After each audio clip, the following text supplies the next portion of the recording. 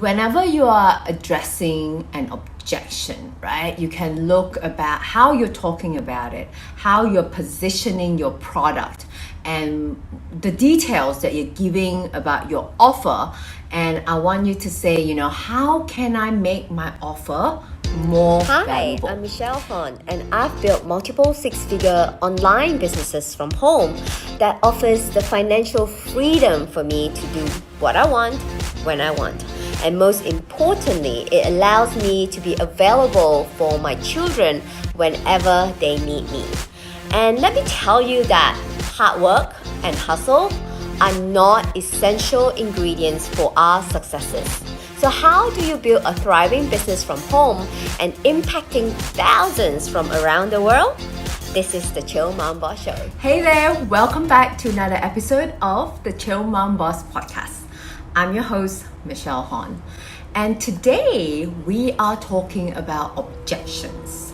Specifically, what to do when you hear things like, well, I'm interested, but it's too expensive. I don't have enough money, or I want to do it, but I'm not really ready yet. So I'm going to wait a little while and maybe I'll come back later, right? Maybe I'll buy it next time. Let me think about it. That's something that I always use. I'll think about it, right? Or if your product is of a biggest purchase, you probably get people like, let me talk to my husband. And these are common objections that you are going to hear. And here's the thing. There's no way around them and there's no way to avoid them, because the longer you avoid talking about the most obvious things in your prospect's mind, the bigger the objections become. So anyway, I'm going live this Thursday to deliver a turn a no into a yes, how to overcome objection masterclass. Is a 2-hour masterclass to help you identify, address, and overcome objections. Because that's the way to increase your sales. And if you can save just 10% of sales month after month, do you know how much you'll be adding to your bottom line by the end of the year? And if you're catching this podcast as it's just got released, then you're in luck, because until this Wednesday, the masterclass is just $97. And on Thursday, the price would be back to $297. So head over right now and sign up at www.momboss.academy/objection-masterclass. And if you catch this podcast too late, you can still sign up and watch the replay, and that would be $297 for you. So let's get back to this episode. I've been in business for 12 years now, and I was in sales and customer service for 5 years before that. So I've been selling things, all sort of things, for 17 years, and I still hear the most common objections. Now, truth be told, I hear them a lot less than I did years ago, because I know how to talk about it even before people ask. And also, I now know how to navigate them. Now, let me paint a picture of what it used to look like for me when I hear these common objections. I'll be talking about my service or my product, giving people everything they need to know, and I feel like I did such a great job. I offered value, I transitioned into selling, and then I felt like I nailed all the important parts. I highlighted the features and the benefit, and I thought I did it all right, all correctly. And so at the end, I was ready for the person to just say yes. And then I would hear people say things like, well, I'm not sure yet because it's too expensive. It's not something I usually go for. I don't have the money, maybe next time. And all those other objections that I told you about, like I'm not ready just yet, maybe down the road. And all of a sudden during that conversation, I would start to think, oh no, I must have said something wrong, or I must have did something wrong. I obviously didn't position the product correctly, and nobody now wants it. I'm such an imposter. Who am I to be talking about this? I have totally screwed this up. And anybody who has learned from me, you know that I believe there's so much power in your conversation with your customers, right?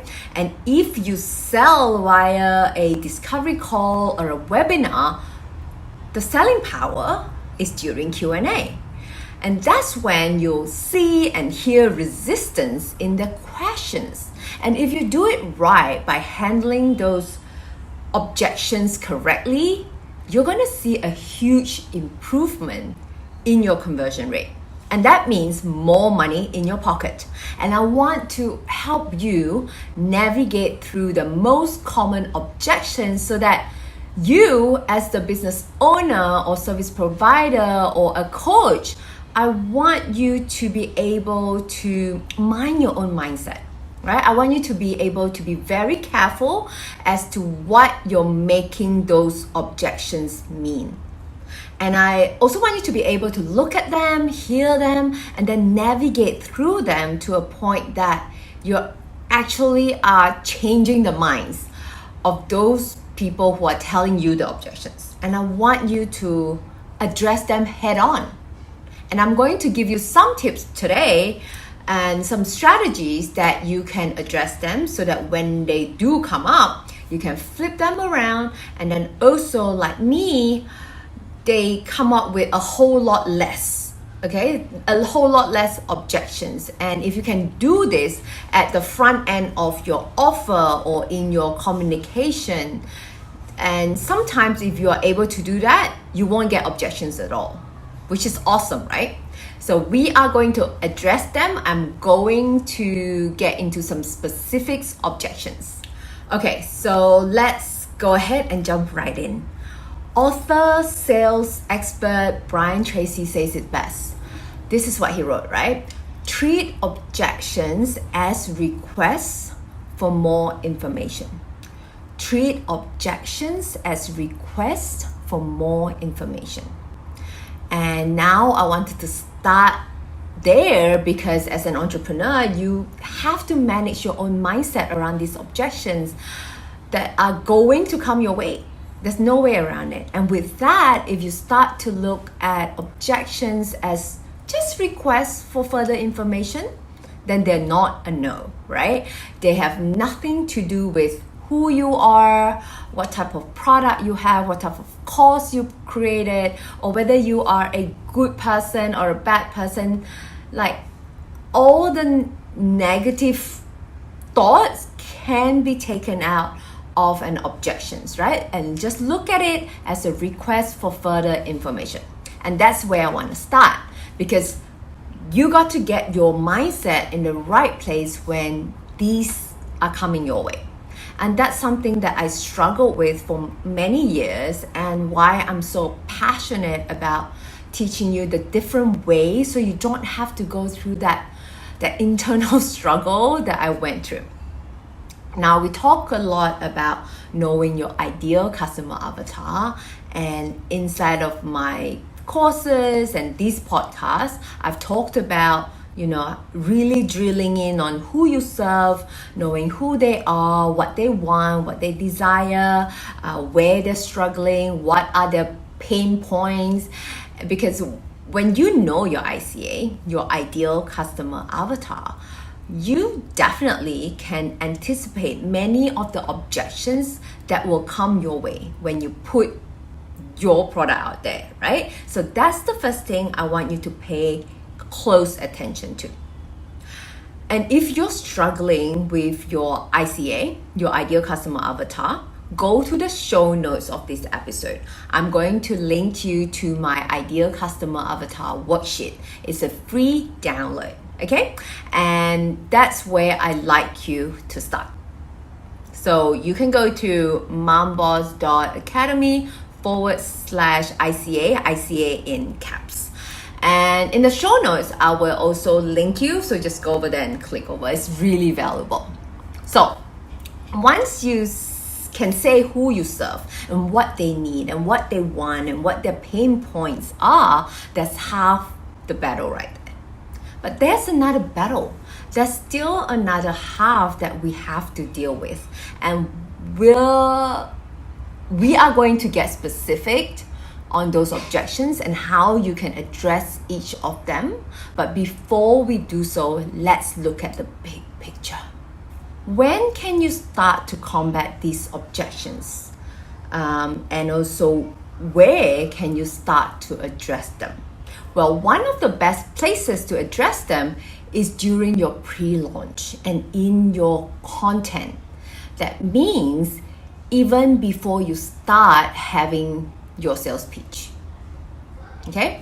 Before that, like weeks or months leading up to it, right? You could be doing weekly Facebook Lives, and in those weekly Facebook Lives or Instagram Live, you can decide, okay, what are the 3 to 4 common objections I'm going to get, and how can I create a little content around each of those in order to just hit them head on.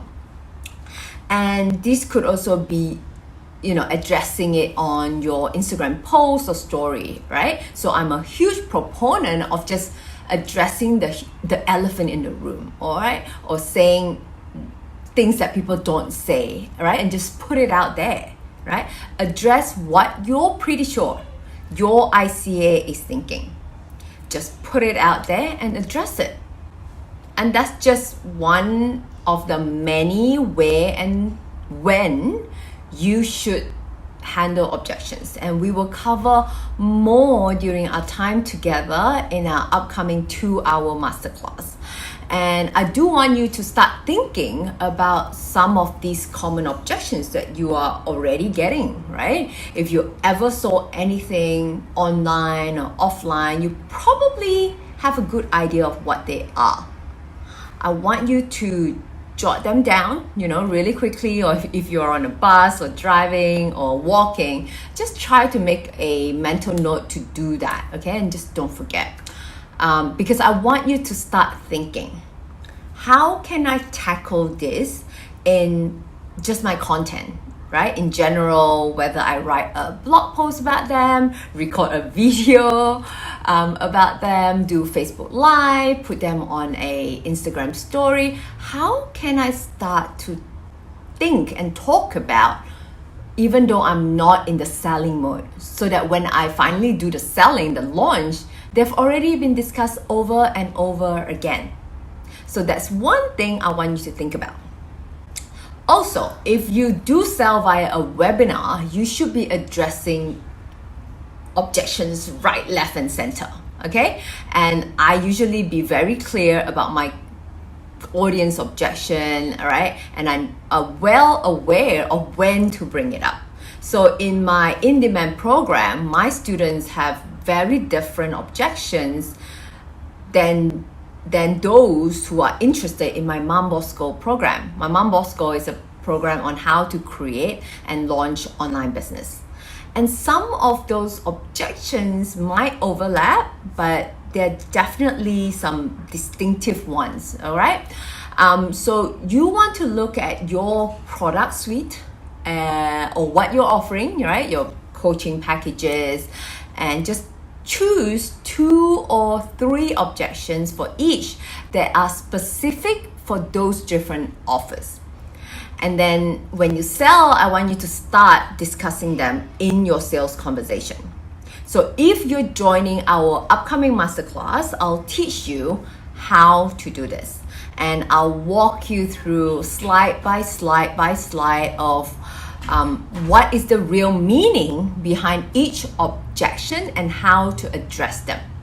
And it will be like, this is where you address the objection. This is where you put them in your call or your webinar. And this is how you talk about them. Okay? So I'll teach you all in our turn a no into a yes, how to overcome objection masterclass. So if you do sales pitches, webinars, discovery call, or selling via social media, you should definitely bring up those objections and talking about them.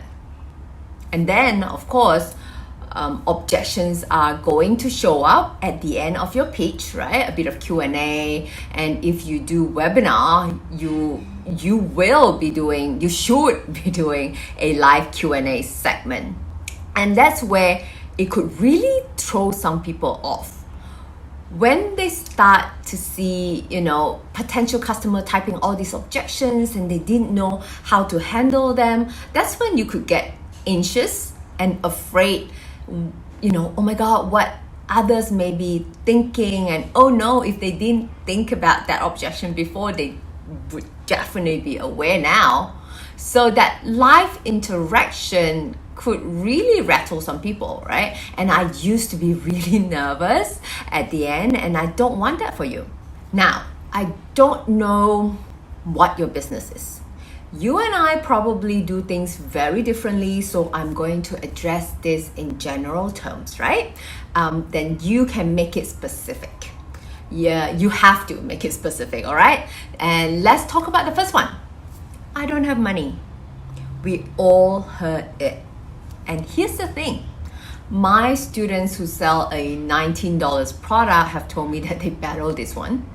And then I have students who sell a $2,000 program tell me that they battle the same thing. So it doesn't matter whether it's a $19 product to $2,000 or even beyond. My students and I are hearing this objection when they're selling their products or coaching programs or the service or whatever that might be. And here's what I firmly believe. Here is your own mindset shift that I want you to adopt. I want you to change your mindset here. And this is what I've done. And I believe it to my core that if anybody wants something bad enough, they will figure it out. If someone wants something bad enough, they will figure out how to do it. And you and I have done that, right? There have been many times in my past that I really couldn't afford something, but I figured it out. I knew it'd be good for me. I figured it out, right? Whether I took on a part-time job in high school or sell my things or whatever it takes, right? I have done it all. I have figured it out. I'm sure you have too. And that's just human nature. If you want something bad enough, you will figure out how to get it. So I want you to believe that of your prospects, your ICA as well. So if they're not buying and they're telling you that it's too expensive, they just don't see the value in it. They're not seeing the power of what you can do for them through your products. They just don't get it. They haven't seen it yet, right? They're not seeing it. And that comes back to you. So when I hear that, I don't have money right now, I never want you to ever believe it. Now, sure, of course, there's like some real cases here and there. True, that's fine. They're the outliers. Let's go for the people that if they really want something, they'll figure it out. Okay? And those are the people that we're focusing on. And I want you to tell yourself, okay, I need to dig a little deeper here and figure out how I can demonstrate the value in terms of how my course or product will solve some painful problem for my ICA. And during our upcoming masterclass, I'll be giving out a PDF with exact script, word by word, so then you can just plug them into your sales conversation. And whenever you are addressing an objection, right, you can look about how you're talking about it, how you're positioning your product, and the details that you're giving about your offer. And I want you to say, how can I make my offer more valuable? You can tell stories of students or customers who have gotten results, right? You could tell your own stories about how you've made the transformation. You can definitely focus on before and afters of experiences, right? Of before, how someone didn't have access of what you're giving them, and then now they have gotten access what life look like now for them, right? And I think stories are the most valuable way to demonstrate what you can do for somebody else, and you want them to see themselves in your story. And if you're in my in-demand program, you probably worked with me personally to compile these stories and how to work it into your talk, your speeches, your interview, and your content. And you can certainly use it during your sales conversation. And if you're like, but I'm just starting out, I don't have a lot of stories, you can always use pre-launch results, right? Your friends' feedbacks. You can always give your product or your services to someone for free or help them go through a program, and then you get to tell their story of how they've made the transformation, right? There is always a way. And the thing is, you got to be resourceful here, right? There's always a way. And so when someone tell you, I don't have enough money, I want you to dig deeper. Now, if you are an overachiever, you'll find a few person that have said that they don't have enough money, right? And what you can do is you can get on the phone with them and you will ask, tell me about your situation. Tell me about what you really want. Let's say money wasn't an issue. What do you think might be missing here? And what are some of the concerns you might have about joining my program or buying this product, right? There is always something deeper there. I can promise you that. And the more you listen, you will uncover it. And I've also done it in my pre-launch emails and managed to save at least 10% of keen prospects who have told me that it's too expensive, right? It is one of definitely a most common objection, and there's something deeper. And a lot of times it stems from someone being nervous that they're not a good fit, or they're not good enough, or they won't be able to get results like everyone else. And that's why there's always value in addressing how someone's thinking and feeling.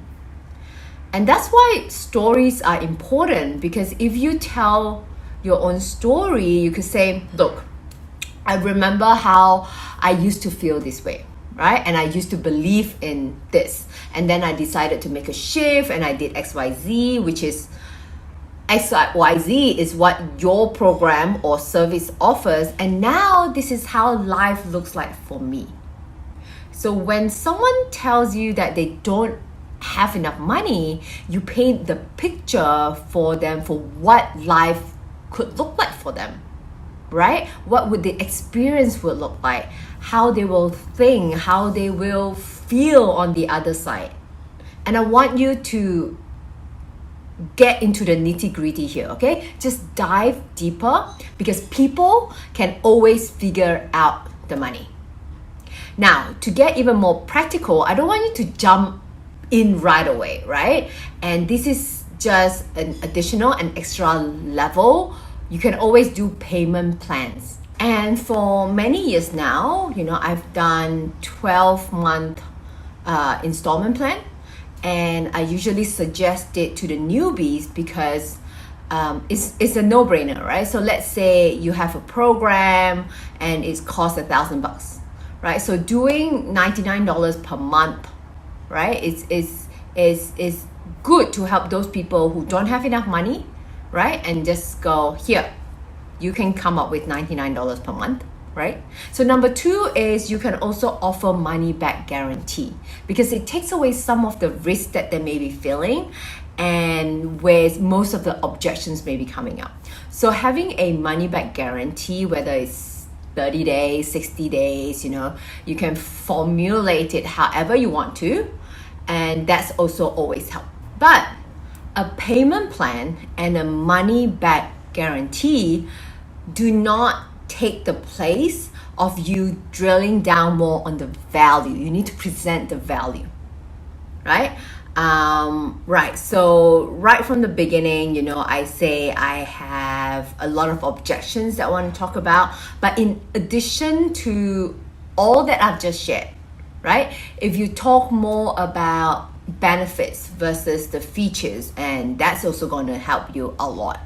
And I'm going to come back to this one in a moment, but what I mean by that is that you talk about what the product can do for them, right? For you. And like I say, if you feel like this and if you think like that, here's the benefit versus like this has 50 gig extra storage or jojoba oil or 10 more videos or PDF, right? No one cares, because in the whole scheme of things, when money might be tight, it could be very true, right?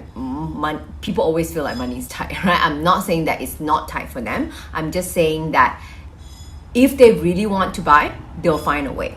So when money's tight and you're talking about extra storage or added ingredients, 10 more videos or 5 more PDF, people are not sold.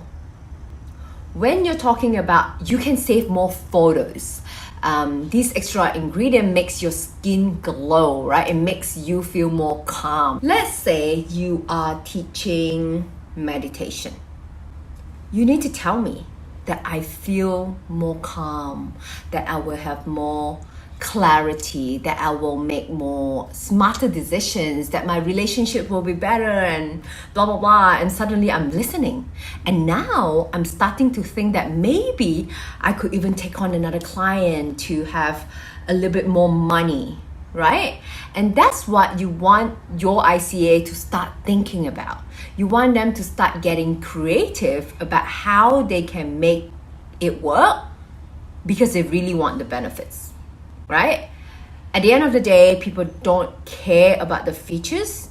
You can mention them very quickly, briefly, but don't drill down. You never see me drill down to the features, which I used to, big mistakes, right? I used to drill down so much on the features that it's ridiculous, and these days I don't anymore. And even if when I'm explaining a feature, I'll talk about the benefit, okay?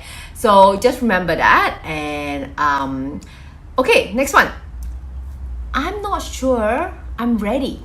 And I get this a lot. Right? Like, Michelle, I really want to start a business or grow my business, but I don't think I'm ready yet because I need to first figure out XYZ in my business, or I need to do this first and do that, right?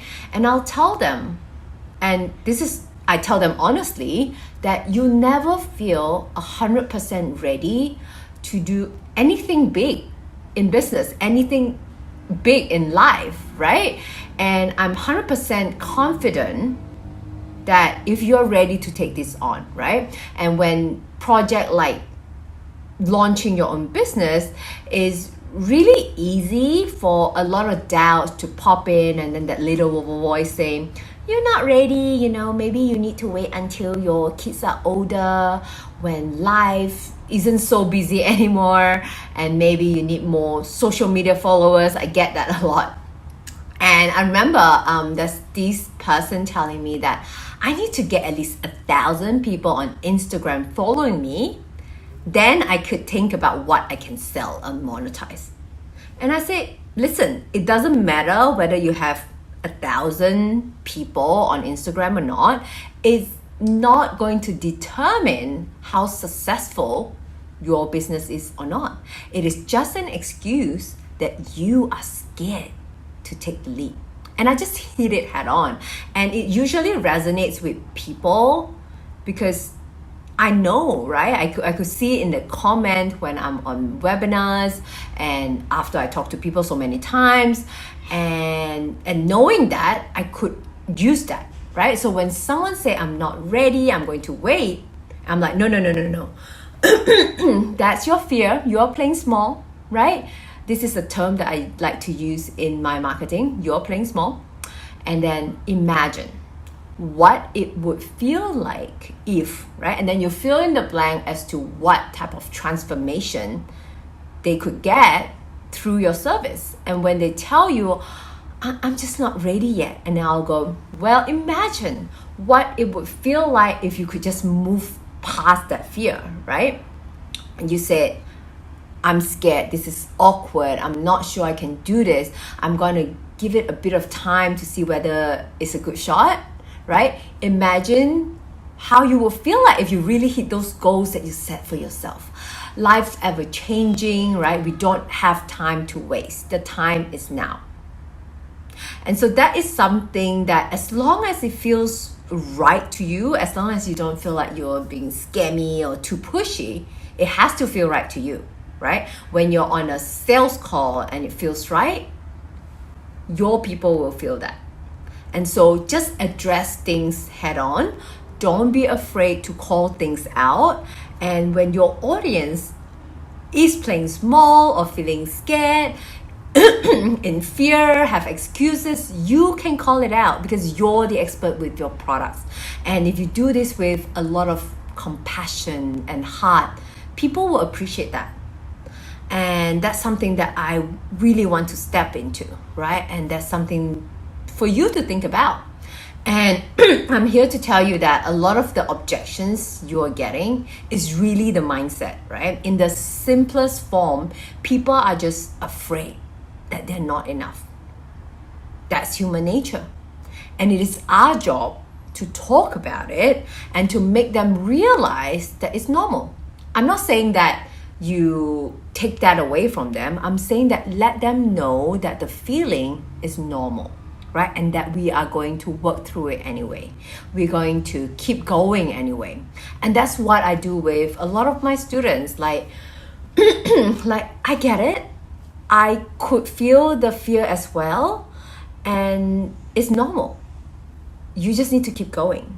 And I just want you to think about how you could address that for your ICA. And also, you could always encourage them to get a little bit of help, right? And in my world, I encourage my students to get a VA, even if it's for 2 to 5 hours per week. You can always get a little bit of help. If you're nervous that you don't have certain skill sets or knowledge in certain area, you can always have a VA to help you do some of that, right?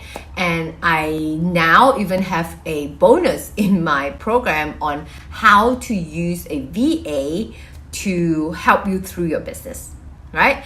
And I like to cover all terms, all bases, right? So when there's an objection, it's for me to think about, wow, this is what they need from me and how I could create an offer, or what can I add to the offer that could elevate some of those fears. All right, so I hope that this episode have helped you in addressing objections the next time you are in your sales call for your services, coaching program, and whenever it might be that you're promoting online or offline. I hope that it has allowed you to see objections in a different way. And most importantly, I hope that this episode helped you as an entrepreneur to change your mindset about what these objections mean. And it doesn't mean that you're not good enough, and it doesn't mean that your product is not good enough, or that you've done something wrong, or your business idea sucks and you're an imposter. You shouldn't be talking about a certain topic. People don't mean any of that. People don't mean any negativity towards you. It comes from their own fears and uncertainty. And also in our upcoming masterclass, we'll also address something that is called vehicle-based type objections. And while yes, it is related to what you are offering, but sometimes people get it all wrong, and it makes their potential customer run away. You get people avoiding your call, they ghost you. Okay, so just remember, at the start, the quote by Brian Tracy, what objection really means, right? It just means that people want further information, so give it to them. give it to them in stories, solutions, in examples, in frameworks, and that would help them shift their frame of mind. And that's your job as an entrepreneur. And then from there, you can also give them the awesome solution or a different take on a situation, so that, you know, sometimes it's not about the money or the external circumstances anymore. It's not about the stuff that they think about, because you're actually addressing something deeper, right? A deeper meaning of those objections. And if you really want to become better and good at sales, and really helping your ideal customer avatar make a decision that could potentially change their life, you owe it to them. You owe it to them that you need to get good at this. Okay, so to sign up for the masterclass, you can head over to www.momboss.academy/objection-masterclass. All right, that's it, and I hope you have enjoyed this episode, and whatever that you've learned today, do apply it, and I hope to see you again next time. Bye for now.